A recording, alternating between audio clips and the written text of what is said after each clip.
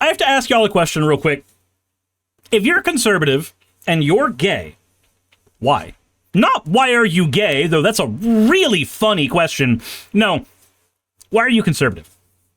Because from my perspective, it seems to be that the conservative party in the United States, the Republicans, ceased being conservative a while ago and are now regressive. Now, what do I mean by that?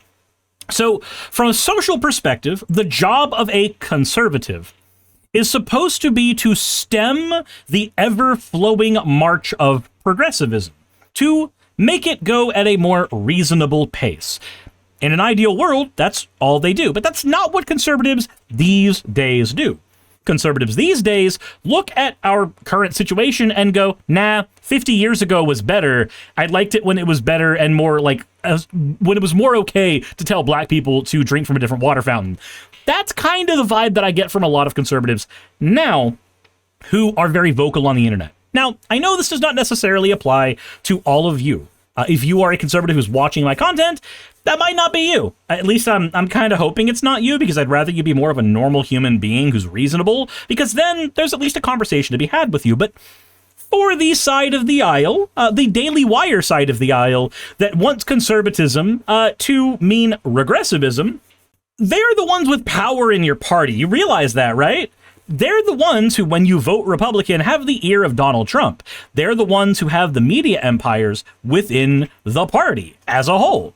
So, I ask again, why would you support that? And I say that because it feels like it's a very self-defeating position. You see, there's plenty of people on the internet who are very LGB without the T, and so they are perfectly fine throwing trans people under the bus, despite their history of being more of a coalition starting from Stonewall onward.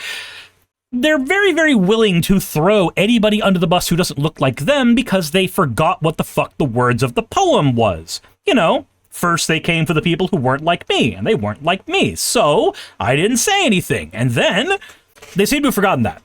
And I think the biggest evidence of that exists on the internet right now is one Matt Walsh. You see, Matt Walsh left the internet for about 8 days. He apparently decided that he was going to go and spend some time with his family and be away from it all for a little bit. And then when he came back, he started a tirade.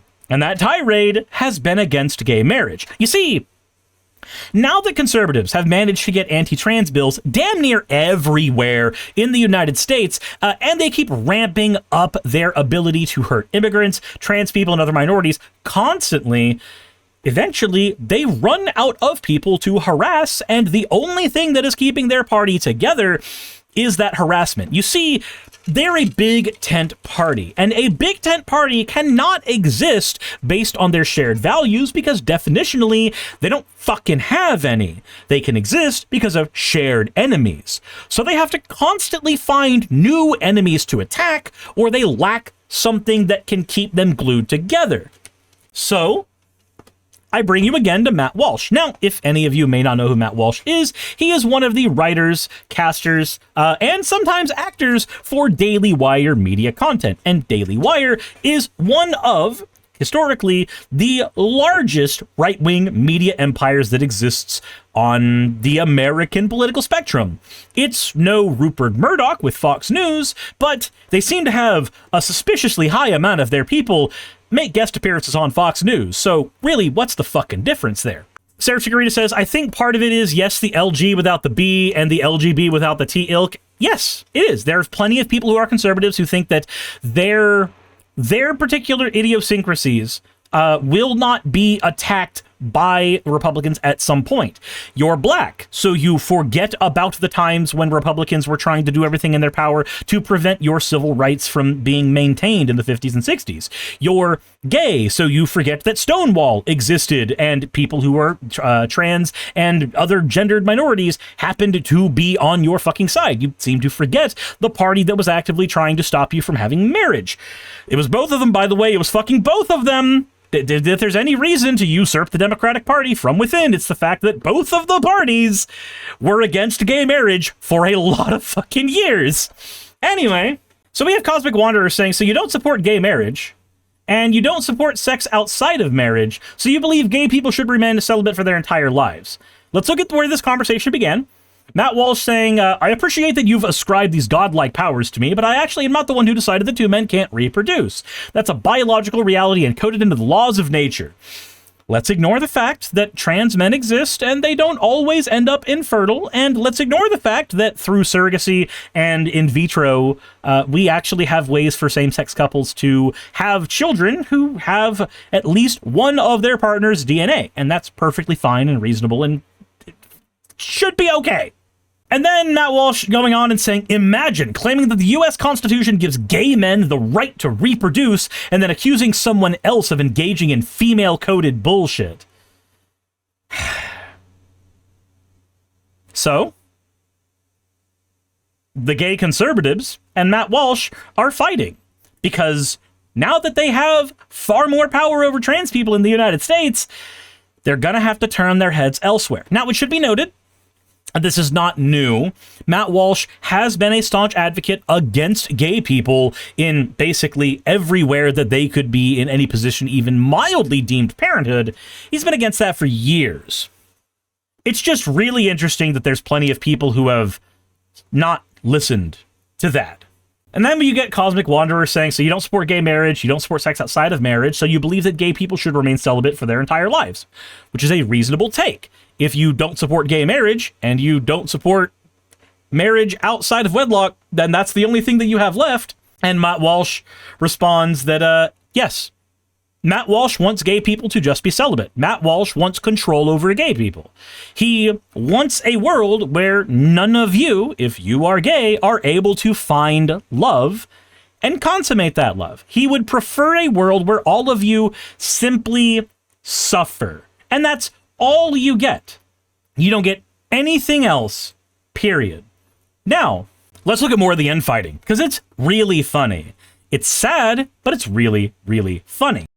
We have Brandon Strago saying, about once a year ago, like Groundhog Day, the right has to go full Arsler for a couple of days and do a factory reset back to 1992. Within about 7 days, the system reboot, and we enjoy many uninterrupted months of normalcy until the next idiot reset. It's a beautiful and natural part of our fragile ecosystem, and he's responding to Matt Walsh saying that nobody should be permitted to use surrogacy under any circumstance. So, if I'm fertile, and my girlfriend is infertile for a variety of reasons, and somebody is willing to use their body for surrogacy, they are willing for that, and I am willing to donate my sperm for surrogacy, so that I can have a child with my partner, that shouldn't be allowed? People who are willing to engage in an action and are not harming each other through that action should not be allowed to engage in that action? That's almost like Matt Walsh's anti-freedom. Now, those of us who have been watching Matt Walsh for years and covering his content know that he's anti-freedom. The ideal world for Matt Walsh is, in fact, a theocratic authoritarian world where not only your religion, but many aspects of your life are dictated from on high. Now, on high would mean from God, and since none of us can actually talk with a God, they're dictated by whoever the fuck has power. He really likes hierarchy, because he really envisions people like him as the people in charge of said hierarchy.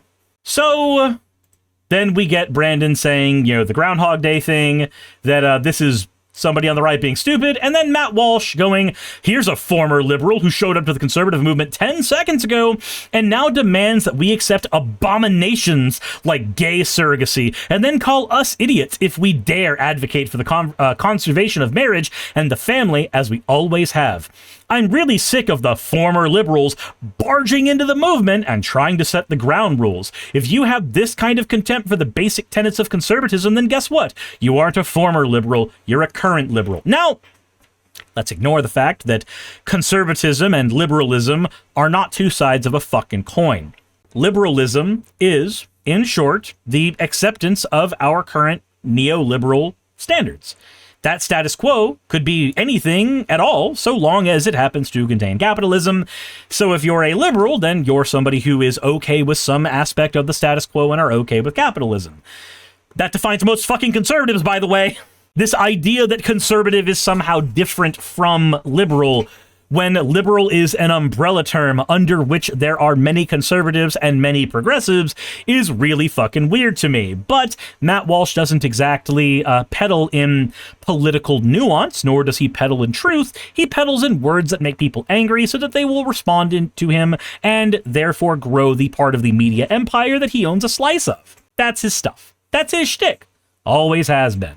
And then Brandon saying, without former liberals like me who've actually done the work to bring hundreds of thousands of people to your party while you're simultaneously repelling people away, your party would have died stone dead years ago.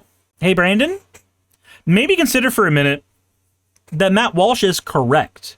Not because he actually is right, but because it is very, very good for my argument that Matt Walsh is correct here. I think it is incredibly stupid if you call yourself a liberal and you happen to be okay with things like personal freedom for you to be on the side of Matt Walsh, for you to vote for the people Matt Walsh wants to vote on.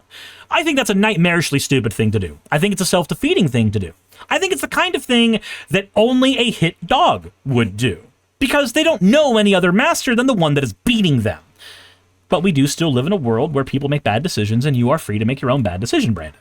He says, advocate for and believe whatever you want, that's your right, but a little self-awareness would be strategically advantageous for you, as you seem to stridently demand that conservatives take up social issues with increasingly dying popularity at the expense of us building our numbers so as to possibly get things done that have mass appeal and affect people's day-to-day lives. Now, I want to take a minute to look at the irony here and point out that, this just looks like anime fandom conversation where one person is calling the other a tourist. That's all this is. It is two children from the same fandom arguing against each other, one of them saying one is gatekeeping and the other one saying the other is a tourist. That's all it is. That's all it ever is. Now, the reasons for that obviously run a little deeper and are a little more insidious than somebody wanting their favorite waifu to be considered normal.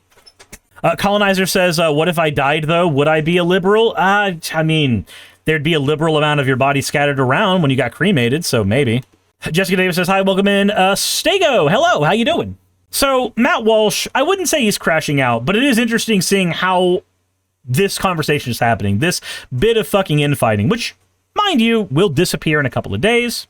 Sarah Jagarita says, I think some conservatives don't want new people in their tent, and you know what? I agree with them. I think they should want no new people in their tent. I think they should continue to do things that cause new people to not want to go into their tent, and for their tent to get smaller and smaller as more of them fucking die of old age, because that is where the majority of them sit.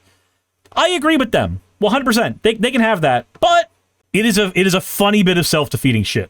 Should you have self-awareness about wanting to fundamentally change the group you joined? No.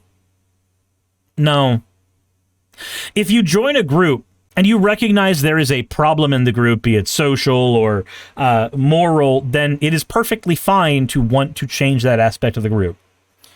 You join a church because you consider yourself a Christian, and you find out that the pastor has been sexually harassing certain deacons who happen to be female.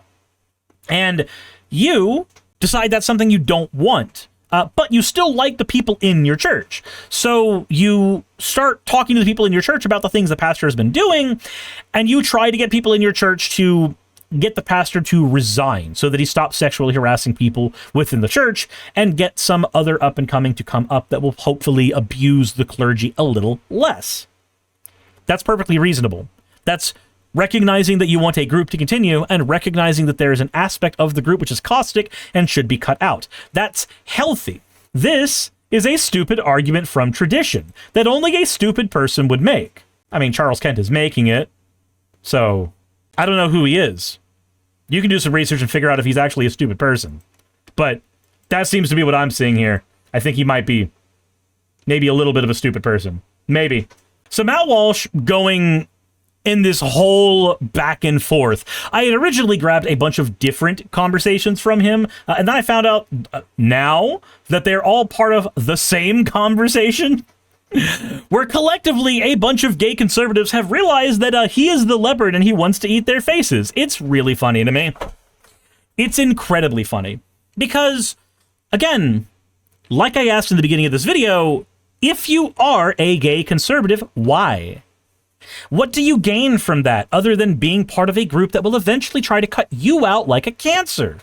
Why is that something you want to advocate for? Why is your ability to have children and have a legally protected partner, why are these things that you should want to some degree, why are those things that you would actively deny everybody else around you so that you can, I don't know, tell trans people not to be in sports or some stupid shit? I don't get it.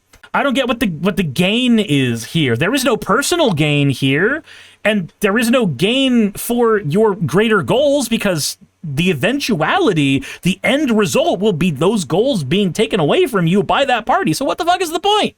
What is the point? And at least Matt Walsh has been very, very open about the fact that he has opposed same-sex parenting and adoption for ages. He's against surrogacy, he's against IVF, he's against adoption, he's against anything that could help them actually raise those dwindling birth rates that right-wingers seem to freak the fuck out about all the time. And yet, he considers doing those things that could raise the birth rates that him and Elon Musk panic about to be mad scientist horror human trafficking. And he stands by that. So I gotta ask you a question. If he stands by that, why the fuck would you stand by him? And make no mistake, if you continue to vote for the people who he wants you to vote for, you may not like him, but you certainly are standing by him. And I think that's a little weird, don't you? Hey, you made it to the end. I want to give an extra thanks to the patrons who allow me to do this full time. I want to thank Aaron Rail, Astral, Britzkrieg, Jemshin, Poundini, Red Joker, Victoria, Jonas, Craig, Tarika, Fireshard, Smiling GM, John, Dren Hadamada, Creeper, Sagitta, you know I'm not saying that last part, Sylvie Snow, Valis of Seraph, Ottoman Angel, Rooster Rachel, and Fire Panda, who are all my $20 and up patrons.